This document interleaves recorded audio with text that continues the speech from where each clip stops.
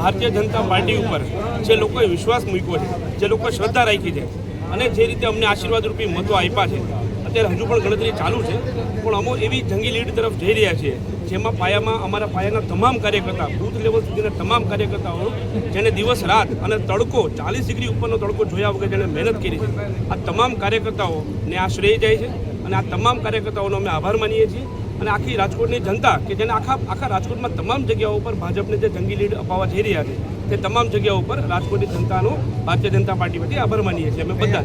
બહુ સ્વાભાવિક છે કે જે પ્રાથમિક પાયાની સુવિધાઓ છે, રસ્તા, પાણી અને ગટર, તો આ પાયાની સુવિધાઓ રાજકોટ વોર્ડ નંબર 11 કે જે નવો વિકસિત વિસ્તાર છે તેમાં અમે પાયાની પ્રાથમિક સુવિધાઓને આપવાનો પ્રયત્ન કરીશું. કોઈ જ ભયનો માહોલ નથી, એ બધી અફવાઓ છે, બાકી કોઈ જ ભયનો માહોલ નથી.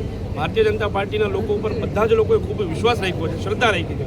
સાંજ સમાચાર ફેસબુક પેજને લાઇક કરો, વિડીયો શેર કરો અને વધુ વિગતવાર સમાચાર માટે sanssamachar.net વિઝિટ કરો.